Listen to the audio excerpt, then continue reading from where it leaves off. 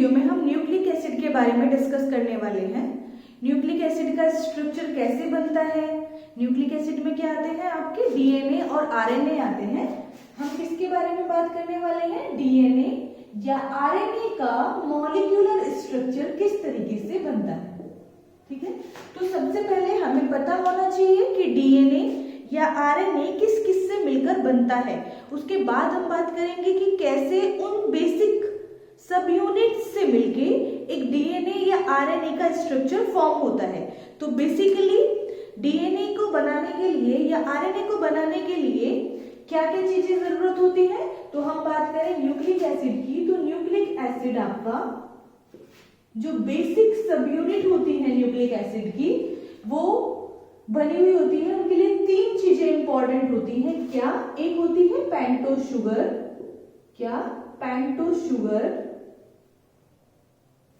Nitrogenous bases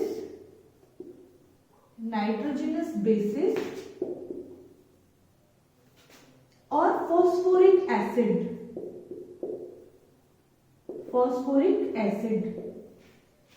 ये तीन चीजें मिलके क्या बनाते हैं, ये तीन चीजें, ये बेसिक सब यूनिट होती है न्यूक्लिक एसिड की। ये तीन बेसिक सब यूनिट मिलके क्या बनाते हैं, न्यूक्लियोटाइड। पेंटोज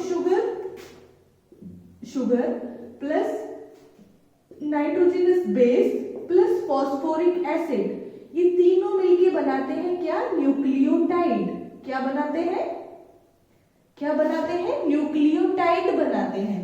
और ये बहुत सारे न्यूक्लियोटाइड एक साथ जुड़ के पॉलीन्यूक्लियोटाइड बनाते हैं, और वो पॉलीन्यूक्लियोटाइड ही आपके डीएनए या आरएनए के स्ट्रक्चर को फॉर्म करने के लिए रिस्पॉन्सिबल होते हैं। ठीक है, तो अब हम सबसे पहले बात करते हैं पेंटोज शुगर की। आपको सबसे पहले इन सबके स्ट्रक्चर के बारे में पता होना चाहिए, तभी आप आगे न्यूक्लियोटाइड या न्यूक्लियोसाइड का स्ट्रक्चर बना पाएंगे। और अगर आपको न्यूक्लियोटाइड का स्ट्रक्चर बनाना आ जाता है, तभी आप डीएनए या आरएनए के स्ट्रक्चर को बना पाएंगे। ठीक है, तो सबसे पहले हम बात करते हैं किसके बारे में, पेंटोज शुगर के बारे में।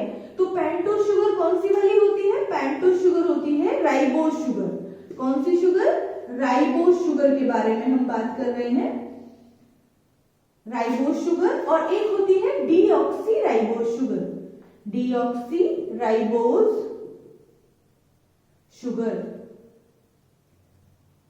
डीएनए में जो शुगर पाई जाती है वो कौन सी होती है, आपकी डीऑक्सी राइबोज, और आरएनए में जो पाई जाती है वो कौन सी होती है, आपकी राइबोज शुगर। अगर आप इसके स्ट्रक्चर की बात करें तो इसकी स्ट्रक्चर कैसे फॉर्म होती है, इसकी स्ट्रक्चर इस तरीके से होती है, सिंपल इस तरीके से इसकी स्ट्रक्चर होती है। यहाँ पे आता है, क्योंकि ये कौन सी होती है, बीटा राइबोज होता है। ये क्या होता है, बीटा राइबोज। और आपको पता होगा जो आपका अल्फा राइबोज होता है उसमें H यहाँ पे होता है, OH यहाँ होता है, लेकिन ये कौन सा है, बीटा राइबोज है। तो इसमें OH यहाँ पे आएगा कार्बन नंबर 1 पे, और H यहाँ पे आएगा कार्बन नंबर 2, 3, 4 और 5 पे क्या होता है, CH2OH। ठीक है, सिंपल। यहाँ पे क्या आता है, HOH और यहाँ पे OH। तो ये किसका स्ट्रक्चर है, ये स्ट्रक्चर है बीटा डी राइबोज का। किसका स्ट्रक्चर है ये आपका, बीटा डी राइबोज का। अब हम बात करते हैं डीऑक्सी राइबोज शुगर। तो डीऑक्सी राइबोज शुगर में कोई बहुत ज्यादा डिफरेंस नहीं होता, बस क्या डिफरेंस होता है, बस ये डिफरेंस होता है, बीटा डी राइबोज में बस ये डिफरेंस होता है। बाकी चीजें तो OH, H 1 2 3 4 और 5 पे CH2OH आ जाता है, यहाँ पे OH HOH। बस यहाँ पे जो इसकी सेकेंड पोजीशन होती है, सेकेंड पोजीशन से ऑक्सीजन को रिमूव कर दिया जाता है, तो आप इसको क्या कहते हैं, डीऑक्सी राइबोज शुगर। जब सेकेंड पोजीशन से राइबोज शुगर के ऑक्सीजन को रिमूव कर देते हैं तो क्या बनती है, आपकी डीऑक्सी राइबोज शुगर बनती है। अब हम बात करते हैं नाइट्रोजनस बेसिस के बारे में।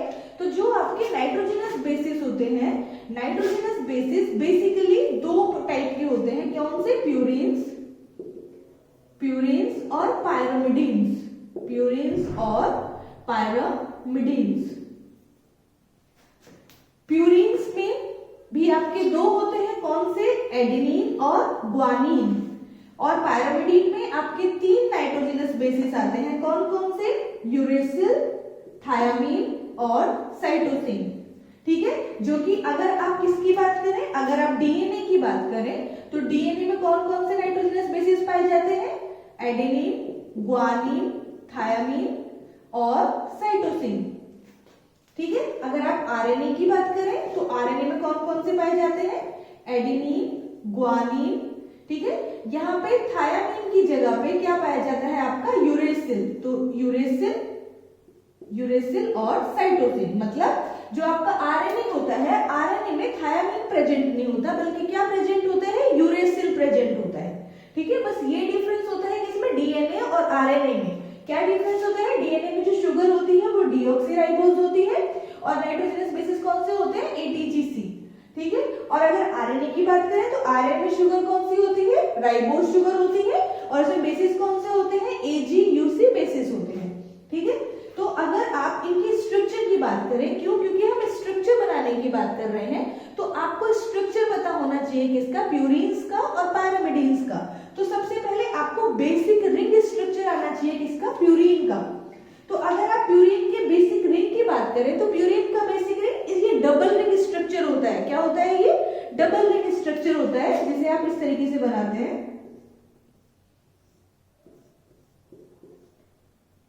पहले आप पायरामिडीन का देख लीजिए, ये पायरामिडीन है। पायरामिडीन का रिंग इस तरीके से होता है। ये क्या है? ये पायरामिडीन का रिंग है। आपको रिंग बनाना जरूर आना चाहिए, चाहे आप सारे नाइट्रोजनस बेसिस ना बनाने आए आपको, लेकिन रिंग बनाना आना चाहिए, तभी आप बॉन्डिंग करके क्या बना सकते हैं? आपके न्यूक्लियोसाइड और न्यूक्लियोटाइड फॉर्म कर सकते हैं। ठीक है, तो अगर हम बात करें किसकी, ये है पायरामिडीन रिंग। क्या है ये आपकी? ये है आपकी पायरामिडीन रिंग, जिसमें नंबरिंग कहां से शुरू होती है? जिसमें नंबरिंग शुरू होती है यहां से 1 2 3 4 5 और 6। ये 6 मेंबर्ड पायरामिडीन रिंग है। ठीक है, अब अगर आप प्यूरिन रिंग बात करें तो प्यूरिन रिंग में एक तो सिंपल पायरामिडीन रिंग होती है और इसके अलावा जो रिंग होती है इसको बोलते हैं आप इमिडाजोल मॉइटी। इसके अलावा इमिडाजोल मॉइटी भी जुड़ जाती है किसके साथ में? आपके इस पायरामिडीन रिंग के साथ में। तो ये क्या बन जाता है? प्यूरिन रिंग कहलाती है ना। इसका किस तरीके से बनाते हैं? इस तरीके से इसको हम लिखते हैं, लेकिन इसमें नंबरिंग अलग होती है। नंबरिंग आपको याद रखना जरूरी है। इसमें नंबरिंग हम यहां से स्टार्ट करते हैं, 1 2 3 4 5 6, ठीक है, 7 8 और 9। ठीक है, और यहाँ पे इसमें H होता है इस तरीके से। तो ये क्या है आपकी? ये प्यूरिन रिंग है। ठीक है, अब अगर आप बात करें किसकी? प्यूरिन में एडेनिन और ग्वानिन के स्ट्रक्चर की अगर आप बात करें तो आपको रिंग पता होनी चाहिए। रिंग तो यही है ना? रिंग तो यही है। तो हम एडेनिन और ग्वानिन का स्ट्रक्चर भी देख लेते हैं साथ साथ। तो अगर हम बात करें किसकी? एडेनिन के स्ट्रक्चर की बात कर लेते हैं हम। तो एडेनिन का स्ट्रक्चर बनाते हैं, रिंग तो यही बनाएंगे आप। ठीक है, आपने रिंग फॉर्म कर लिया। बेसिक रिंग, वैसे आपको सिंपल बेसिक रिंग बनाना आना चाहिए, है ना। बॉन्डिंग आप इस बेसिक रिंग से सीख जाएंगे। ठीक है,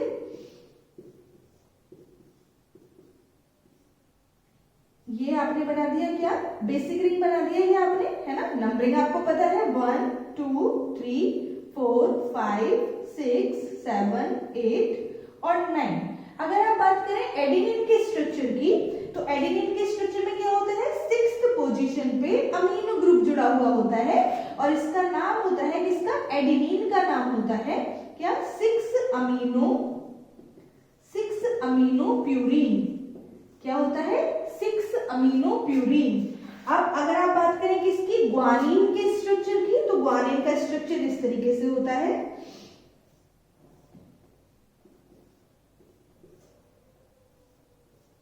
ग्वानिन का स्ट्रक्चर आपका इस तरीके से होता है। ग्वानिन में ये जो NH2 है ये आ जाता है कहां पे? 2nd पोजीशन पे, और इसकी जगह पे आ जाता है ऑक्सी ग्रुप। तो ये क्या हो जाता है? ये हो जाता है, ये कौन सा कार्बन नंबर होता है आपका? ये होता है आपका कार्बन नंबर 1 2 3 4 5 6। तो ये होता है आपका कार्बन नंबर कौन सा? 2nd। तो आप इसको बोलते हैं 2 अमीनो 6 ऑक्सी प्यूरिन। तो इस तरीके से आपके एडेनिन और गुआनिन के स्ट्रक्चर बन जाते हैं। ठीक है, अब हम बात करते हैं किसकी, पायरामिडीन्स के स्ट्रक्चर की बात कर लेते हैं। तो पायरामिडीन के स्ट्रक्चर इस तरीके से बनते हैं आपके। नेक्स्ट हम बात करते हैं किसके बारे में, पायरामिडीन्स के स्ट्रक्चर के बारे में। तो पायरामिडीन में आप पहले 3 रिंग बना लीजिए। किसका, 3 रिंग बना लेते हैं हम। एक बनाते हैं हम किसके लिए, यूरेसिल के लिए। एक रिंग बनाया हमने किसके लिए, यूरेसिल के लिए, ये क्या हो गया, यूरेसिल। दूसरा रिंग बनाया हमने किसके लिए, थायामीन के लिए। दूसरा रिंग हमने किसके लिए बनाया, थायामीन के लिए। और थर्ड रिंग हमने किसके लिए बना लिया, आपका थर्ड रिंग बनाया हमने साइटोसिन के लिए। ठीक है, तीनों रिंग बनके तैयार हो गए, है ना। नंबरिंग आप कर ही लेंगे, है ना, नंबरिंग में कोई प्रॉब्लम है ही नहीं, पर फिर भी हम कर देते हैं। नंबरिंग लिख लेते हैं हम। नंबरिंग उसमें कहां से स्टार्ट होती है आपकी, यहां से स्टार्ट होती है, लेकिन इसमें कहां से होती है, यहां से 1 2 3 4 5 6, ऐसी 1 2 3 4 5 6, 1 2 3 4 5 6। ठीक है, बस अब आपको क्या याद रखना है, यहाँ पे सब जगह पे आपका H लिखा हुआ होता है। क्यों, क्योंकि यही आगे बॉन्ड में यही आपका कार्बन नंबर इन्वॉल्व होता है। अगर आप बात करें प्यूरीन की, तो प्यूरीन में कार्बन नंबर 9 इन्वॉल्व होता है बॉन्डिंग में।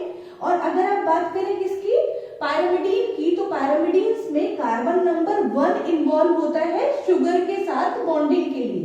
ठीक है, तो अब हम बात कर लेते हैं किसकी, यूरेसिल की। तो यूरेसिल में सेकेंड कार्बन पे और फोर्थ कार्बन पे ऑक्सी लगा हुआ होता है ग्रुप, और इसको आप बोलते हैं 2,4 डाईऑक्सी पायरामिडीन, डाईऑक्सी पायरामिडीन। ठीक है, अगर आप बात करें थायामीन की, और यहाँ पे भी H होता है भाई इसमें। अगर आप बात करें थायामीन की, तो थायामीन में 2 और 4th पोजीशन पे ऑक्सी तो रहेगा ही, है ना। इसके अलावा 5th पोजीशन पे मिथाइल ग्रुप भी प्रेजेंट होता है। तो इसको आप बोलते हैं 2,4 deoxy 5 methyl pyrimidine, 5 methyl pyrimidine. ठीक है, अगर आप बात करें साइटोसिन की, तो साइटोसिन में सेकंड पोजीशन पे एज इट इज जैसे आपका ऑक्सी ग्रुप प्रेजेंट है वो वैसे ही प्रेजेंट रहेगा, लेकिन 4th ग्रुप पे अमीन ग्रुप जुड़ जाता है, और इसको आप बोलते हैं 2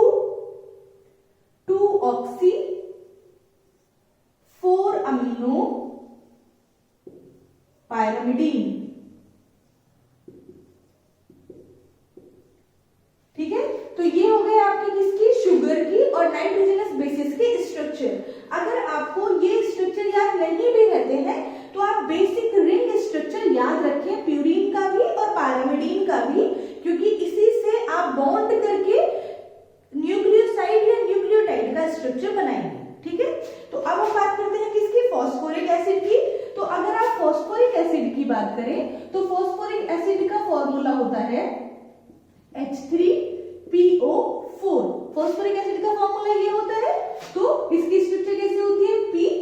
ठीक है, चारों तरफ क्या लगा देंगे आप, ऑक्सीजन लगा दिया आपने चारों तरफ ऑक्सीजन। ठीक है, लेकिन इसकी वैलेंसी कितनी होती है आपकी, 5 होती है। तो 5 वैलेंसी आपने कंप्लीट कर दी, इस वाले ऑक्सीजन की वैलेंसी कंप्लीट हो गई। अब कितने बचे, 3H बचे, तो 3H आपने इस तरीके से लगा दिए। तो ये किसका स्ट्रक्चर होता है, आपका फॉस्फोरिक एसिड का स्ट्रक्चर होता है। अब हम बात करते हैं कि ये बेसिक सब यूनिट जुड़ के किस तरीके से आरएनए या डीएनए के स्ट्रक्चर को फॉर्म करते हैं। ठीक है, तो आगे चलते हैं। अब हम बात करते हैं, आपने बेसिक पेंटोज शुगर कैसे बनता है, आपने नाइट्रोजनस बेसिस के प्यूरीन रिंग और पायरामिडीन कैसे बनते हैं, और फॉस्फोरिक एसिड कैसे बनता है, वो आपने देख लिया। अब हम बात करते हैं कि कैसे एक दूसरे के साथ बॉन्ड करके स्ट्रक्चर फॉर्म करते हैं। तो सबसे पहले अगर आपका पेंटोज शुगर, सबसे पहले पेंटोज शुगर आपका जुड़ता है किसके साथ में, पेंटोज शुगर जुड़ेगा किसके साथ में, आपके नाइट्रोजनस बेसिस के साथ में, और इसको आप बोलते हैं न्यूक्लियोसाइड। क्या बोलते हैं आप इसको, न्यूक्लियोसाइड। जब पेंटोज शुगर नाइट्रोजनस बेसिस के साथ जुड़ता है तब आप उसको क्या बोलते हैं, न्यूक्लियोसाइड। जब ये न्यूक्लियोसाइड बन जाता है फिर ये जुड़ता है किसके साथ में, फॉस्फेट ग्रुप के साथ में, और अब इन तीनों को कहते हैं आप न्यूक्लियोटाइड। ठीक है, जब ये न्यूक्लियोटाइड फॉर्म हो जाते हैं, अब ये न्यूक्लियोटाइड एक दूसरे के साथ जुड़ते हैं। ये न्यूक्लियोटाइड किसके साथ जुड़ते हैं, एक दूसरे के साथ। ये पेंटोज शुगर दूसरे वाले न्यूक्लियोटाइड के फॉस्फेट ग्रुप के साथ जुड़ता है, ठीक है, उसके साथ शुगर और फिर आपका नाइट्रोजनस बेस। फिर आपका शुगर किसके साथ जुड़ता है, दूसरे वाले न्यूक्लियोटाइड के फॉस्फेट ग्रुप के साथ में, शुगर और नाइट्रोजनस बेस। फिर आपका शुगर किसके साथ में जुड़ता है, दूसरे वाले न्यूक्लियोटाइड के फॉस्फेट ग्रुप के साथ में, शुगर और नाइट्रोजनस बेस। इस तरीके से कई सारे न्यूक्लियोटाइड एक दूसरे के साथ जुड़ के क्या बनाते हैं, पॉलीन्यूक्लियोटाइड स्ट्रक्चर बनाते हैं, जिससे आपका आरएनए या डीएनए का स्ट्रक्चर फॉर्म होता है। ठीक है, तो अब हम देख लेते हैं कि किसका फॉर्मेशन, न्यूक्लियोसाइड कैसे फॉर्म होता है, पहले वो देख लेते हैं। तो अगर आप न्यूक्लियोसाइड फॉर्मेशन की बात करें तो सबसे पहले आपको क्या बनाना होगा, पेंटोज शुगर का स्ट्रक्चर। अब पेंटोज शुगर में आप अगर आप आरएनए का स्ट्रक्चर बनाना चाह रहे हैं तो आप क्या करें, आप आरएनए के लिए कौन सी शुगर लेंगे, आप आरएनए के लिए शुगर लेंगे कौन सी, राइबोज शुगर बना देंगे, है ना। लेकिन अगर आप डीएनए का स्ट्रक्चर बनाना चाह रहे हैं तो शुगर कौन सी बना देंगे, आप डीऑक्सीराइबोज बना देंगे। तो हमने क्या बना ली, शुगर बना ली। किसके लिए बना रहे हैं हम अभी, आरएनए के लिए। तो OH H OH CH2 OH और यहाँ पे क्या आ जाता है आपका OH। तो ये क्या बन गई आपकी राइबोज शुगर बन गई। अब इसके साथ किसको जोड़ना है आपको, इसके साथ जुड़ना है नाइट्रोजनस बेस। तो नाइट्रोजनस बेस में दोनों जोड़ने आपको सिखा देती हूँ। तो पहले हम कौन सा नाइट्रोजनस बेस जोड़ रहे हैं, पायरामिडीन रिंग जोड़ते हैं हम पहले।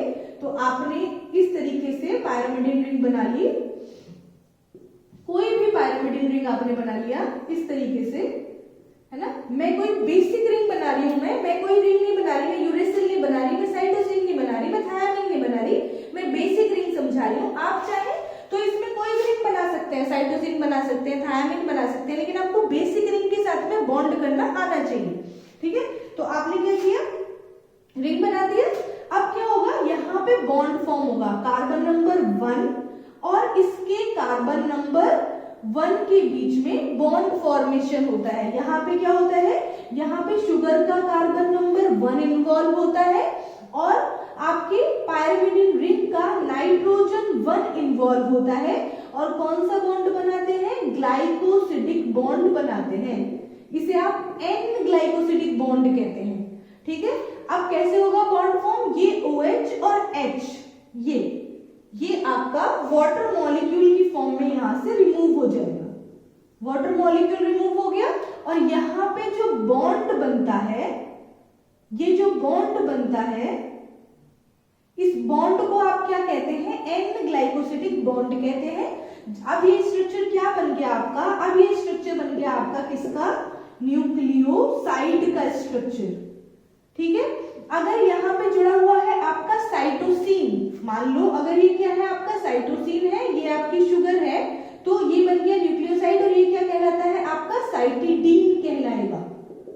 अगर यहाँ पे यूरेसिल जुड़ा हुआ है तो यूरिडीन हो जाएगा, क्या हो जाएगा, यूरिडीन हो जाएगा, है ना। अगर ये शुगर आपकी डीऑक्सीराइबोज शुगर है तो डीऑक्सीसाइटिडीन हो जाएगा।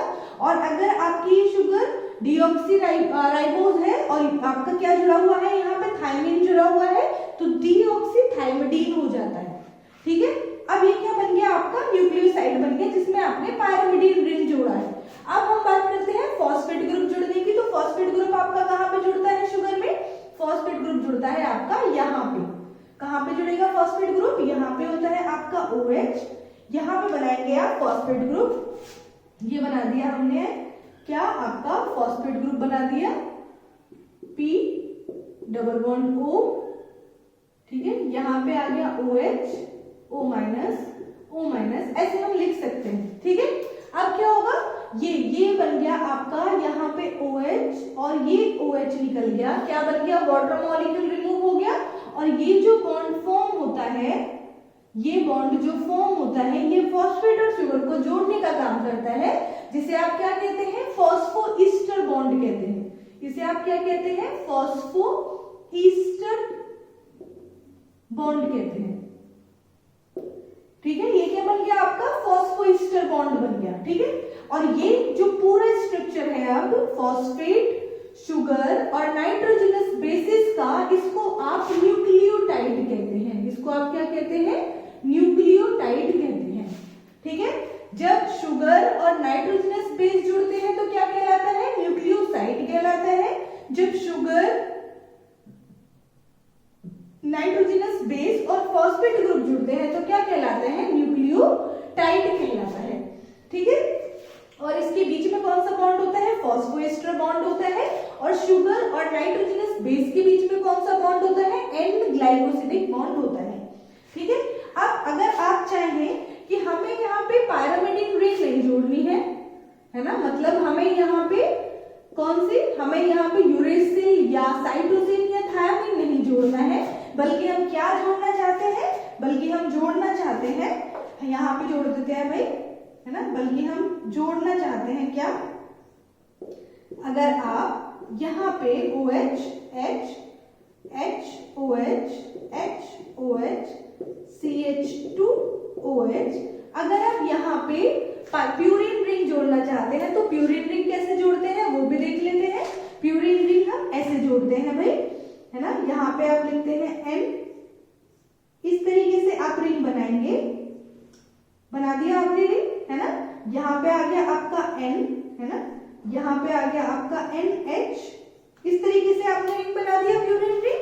ठीक है, ये बन गया आपका प्यूरिन रिंग। ठीक है, अब ये जो आपका HOH है ये वाटर मॉलिक्यूल के फॉर्म में रिमूव हो जाता है, इसको हम रिमूव कर देते हैं, और ये जो बॉन्ड बनता है N9 और कार्बन नंबर 1 के बीच में, क्या कार्बन नंबर 1 और N9 के बीच में जो बॉन्ड बनता है इसको आप क्या बोलते हैं? N ग्लाइकोसिडिक बॉन्ड बोलते हैं। ठीक है, ये बन गया आपका किसके साथ में? प्यूरिन के साथ में। प्यूरिन के साथ में शुगर जुड़ गई, है ना, ये बन गया क्या आपका न्यूक्लियोसाइड। अब इसके साथ में हम यहाँ पे अगर फॉस्फेट जोड़ दें, क्योंकि फॉस्फेट किससे जुड़ता है? कार्बन नंबर 5 से जुड़ता है, तो अगर हम यहाँ पे फॉस्फेट जोड़ दें, है ना, जैसे आपने यहाँ पे फॉस्फेट जोड़ा है बिल्कुल वैसे ही आप यहाँ पे भी फॉस्फेट जोड़ देंगे। OH रिमूव किया आपने और यहाँ पे आपने क्या जोड़ दिया?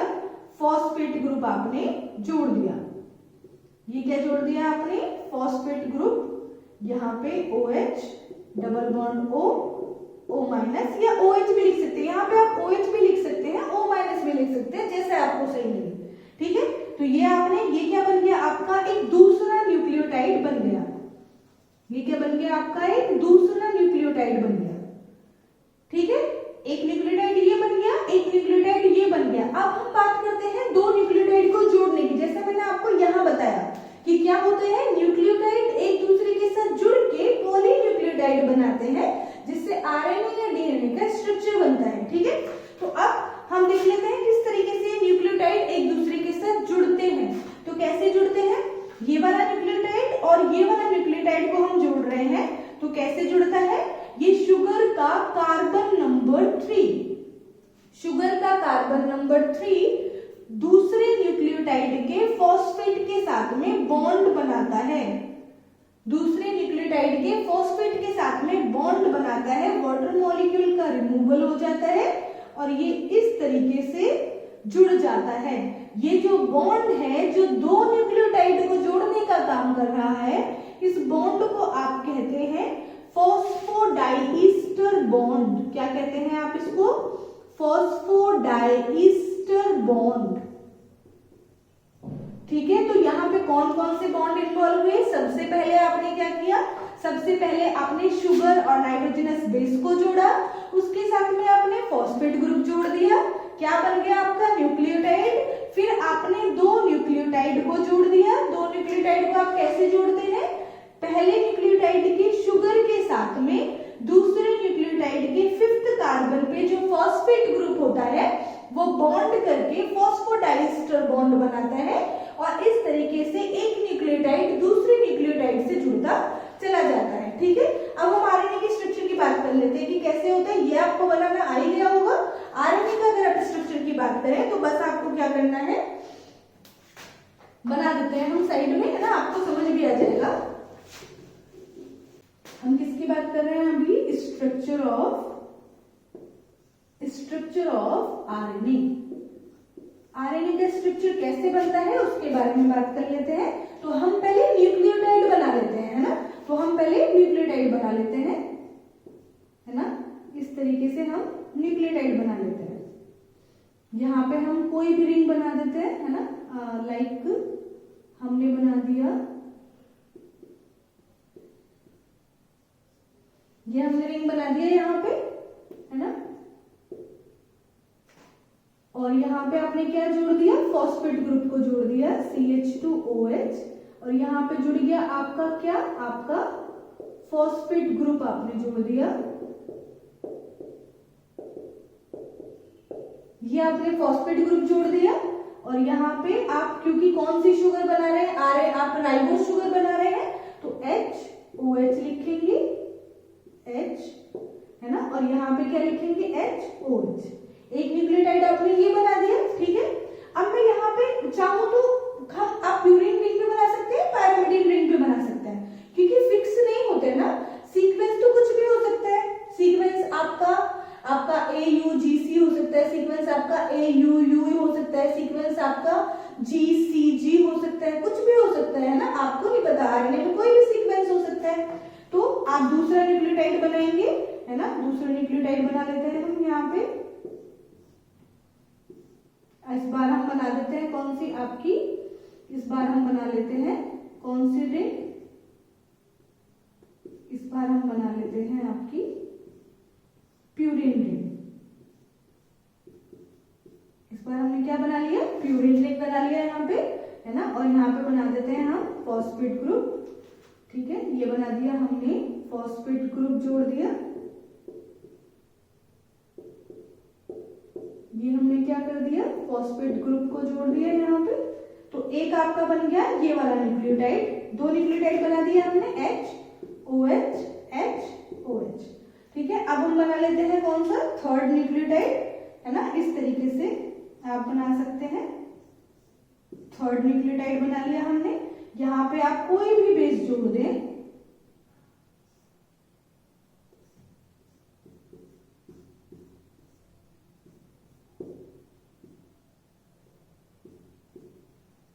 यहाँ पे आपने HOH लिखा, CH2OH, OH, है ना। और यहाँ पे आपने क्या जोड़ दिया? फॉस्फेट ग्रुप को जोड़ दिया, है ना। तो ये आपने जोड़ दिया क्या? आपका फॉस्फेट ग्रुप, ठीक है। अब आपको क्या करना है?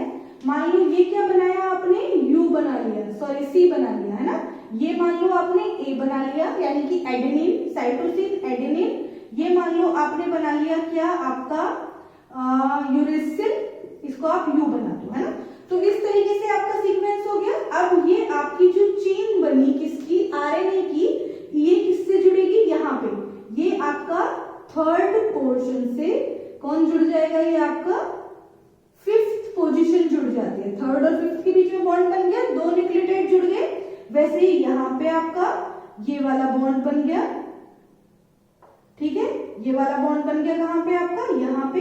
तो इस तरीके से न्यूक्लियोटाइड एक दूसरे के साथ जुड़ते जाते हैं और कैसा सीक्वेंस देते हैं? इस तरीके से शुगर बनाया, फॉस्फेट बनाया, और ये क्या बना आपका? मान लो यहाँ पे आपका एडेनिन आ गया, ठीक है। फिर शुगर किसके साथ जुड़ जाता है? दूसरे न्यूक्लियोटाइड के फॉस्फेट के साथ में शुगर। और यहाँ पे मान लो आपका कौन सा ग्रुप आ गया? यूरेसिल आ गया। फिर शुगर दूसरे न्यूक्लियोटाइड के फॉस्फेट से जुड़ जाता है, आपका शुगर आ जाता है। और क्या आ गया? मान लो यहाँ पे आपका ग्वानिन आ गया। फिर शुगर जुड़ जाता है दूसरे फॉस्फेट ग्रुप से, और ये क्या आ गया? आपका एडेनिन आ गया। कोई भी सीक्वेंस हो सकता है। तो इस तरीके से ये आपके क्या बन जाता है? आरएनए का स्ट्रक्चर बन जाता है, ठीक है। अब हम बात करते हैं डीएनए के डबल हेलिकल स्ट्रक्चर के बारे में।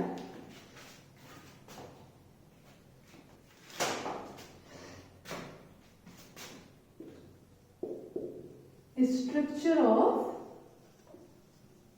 डीएनए, ये आपको पता है कि डीएनए का डबल हेलिकल स्ट्रक्चर होता है। और ये डबल हेलिकल स्ट्रक्चर किसने दिया था? वॉटसन और क्रिक साइंटिस्ट थे, उन्होंने बताया था कि डीएनए का जो स्ट्रक्चर होता है वो कैसा होता है, डबल हेलिकल स्ट्रक्चर होता है।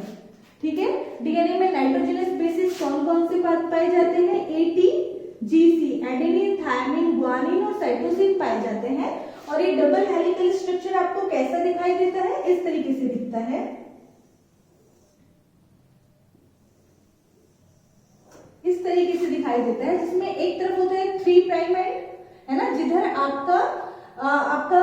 आपका फ्री होता है शुगर का OH ग्रुप, वहां पे कौन सा होता है 3 प्राइम एंड, और उसके दूसरे एंड पे होता है 5 प्राइम एंड, है ना। अगर ये 5 प्राइम एंड से स्टार्ट हुआ मतलब स्टार्टिंग में फॉस्फेट ग्रुप है और लास्ट में क्या आएगा उसके 3rd प्राइम, यानी कि आपका शुगर का ग्रुप फ्री मिलेगा। ठीक है, ये क्या है आपकी, ये बन जाती है आपकी बैकबोन। ये क्या है आपकी, इस तरीके से, ऐसे ऐसे ऐसे, ये जो आपकी बैकबोन है शुगर की, ये जो आपकी बैकबोन है ये बनी होती है आपकी किससे, जैसे यहाँ पे phosphate group, sugar, phosphate group, sugar, phosphate group, sugar, phosphate group, इस तरीके से जुड़ी हुई होती है ना। और आपके शुगर के साथ में कौन जुड़े होते हैं, आपके नाइट्रोजनस बेसिस। मान लो यहाँ पे A है तो दूसरी तरफ से क्या आएगा आपका T आ गया, है ना, डबल बॉन्ड से जुड़ जाते हैं AT, है ना। फिर आपका शुगर और फॉस्फेट जुड़ गया, फिर कौन आया आपका, मान लो यहाँ पे G है तो दूसरी तरफ से कौन होगा, C होगा। ठीक है, तो इस तरीके से ये बॉन्ड करके क्या बना लेते हैं, यहाँ पे शुगर का क्या आया है, T आया है, तो दूसरी तरफ से A डबल बॉन्ड से जुड़ जाएगा। ठीक है, तो इस तरीके से ये क्या बनाते हैं, आपका डबल हेलिकल स्ट्रक्चर बनाते हैं, किसका, डीएनए का। अगर आप बात करें तो ये होता है मेजर ग्रूव। क्या होता है ये होता है मेजर ग्रूव, कहते हैं इसको मेजर ग्रूव, और इसको कहते हैं आप माइनर ग्रूव। माइनर ग्रूव कहते हैं। ये जो आपका एक टर्न बनता है, 1 हेलिकल टर्न, उसमें आपके 10 बेस पेयर जुड़े होते हैं। कितने, ऐसे 10 बेस पेयर होते हैं, 1 2 3 4 5 6, कितने होते हैं, 10 बेस पेयर होते हैं।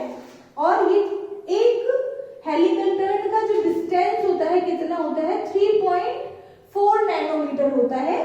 तो 2 बेस पेयर के बीच का डिस्टेंस कितना होता है, 10 से डिवाइड कर दो, 2 बेस पेयर के बीच का डिस्टेंस होता है 0.34 नैनोमीटर। ठीक है, ये जो वाइड होती है इसकी वो कितनी होती है, 20 नैनोमीटर होती है। ठीक है, तो इस तरीके से आपका क्या बनता है, डीएनए का डबल हेलिकल स्ट्रक्चर फॉर्म होता है।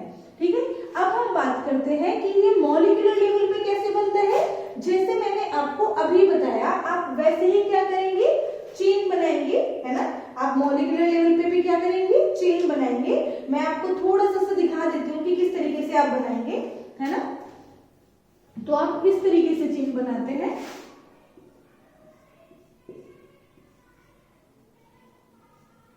इस तरीके से आप चेन बनाएंगे। यहां पे आप क्या बनाएंगे, नाइट्रोजनस बेस।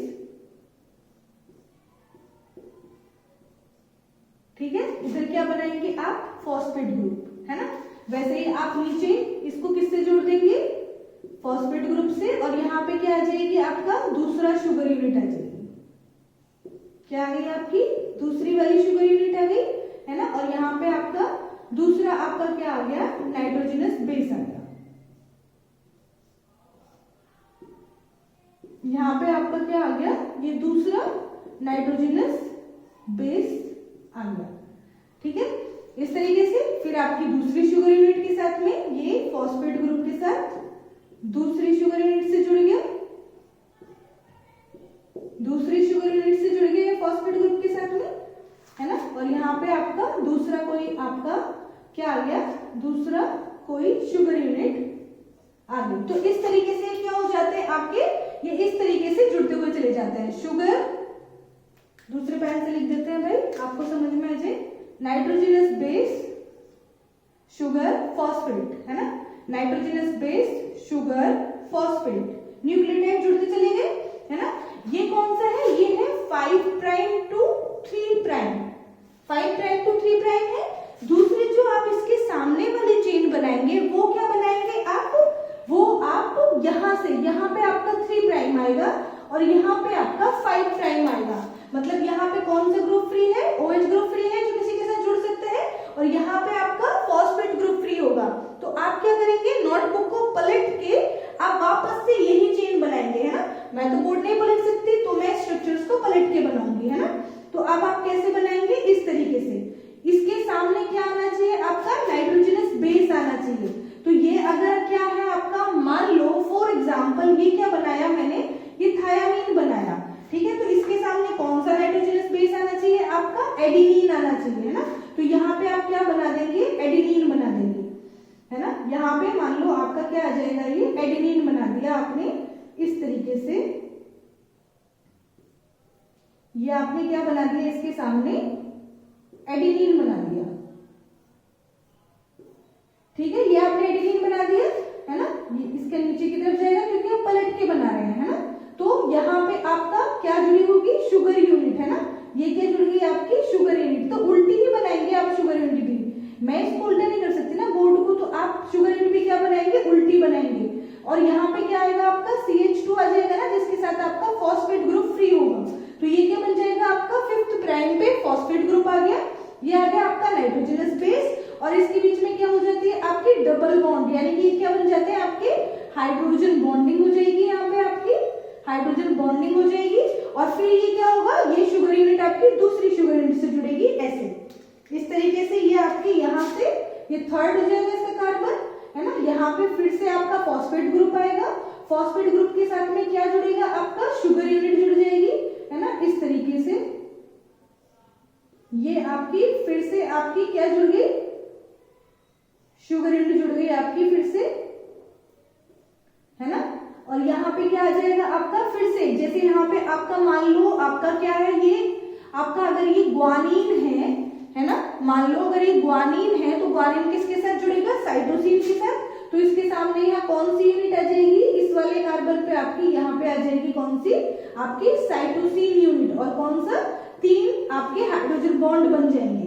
तो इस तरीके से आप ऑपोजिट चेन बनाते चलते हैं, है ना। फिर आपका ये 3rd कार्बन होगा, फिर फॉस्फेट ग्रुप जुड़ेगा, फॉस्फेट ग्रुप से क्या जुड़ जाएगा आपका, फॉस्फेट ग्रुप से आपकी शुगर सब यूनिट जुड़ जाएगी, इस तरीके से क्या जुड़ जाएगी आपकी, शुगर यूनिट जुड़ जाएगी इस तरीके से, है ना। 5th कार्बन पे CH2 आ जाएगा यहाँ पे, और यहाँ पे आपका 1st कार्बन पे फिर से क्या जुड़ जाएगा आपका, नाइट्रोजनस बेस। मतलब अगर ये क्या है आपका, ये आपका थायामीन है, तो यहाँ पे क्या आ जाएगा आपका एडेनिन, और आपकी 2 हाइड्रोजन बॉन्ड हो जाएंगे। आपको पता होना चाहिए कि G और C के बीच में होते हैं 3 हाइड्रोजन बॉन्ड, और A और T के बीच में होते हैं 2 हाइड्रोजन बॉन्ड, ठीक है। तो इस तरीके से आपके डबल हेलिकल स्ट्रक्चर फॉर्म होता है, जिसमें आपके न्यूक्लियोटाइड एक दूसरे के साथ जुड़ के क्या बनाते हैं, पहले पॉलीन्यूक्लियोटाइड बनाते हैं, और फिर उनके बीच में जो नाइट्रोजनस बेसिस है वो हाइड्रोजन बॉन्डिंग करके क्या बना लेते हैं, आपके डबल हेलिकल स्ट्रक्चर फॉर्म करते हैं, किसका, DNA का। तो आज के इस वीडियो में इतना ही। नेक्स्ट वीडियो में हम हाइड्रोजन बॉन्डिंग कैसे होती है उसके बारे में देखेंगे।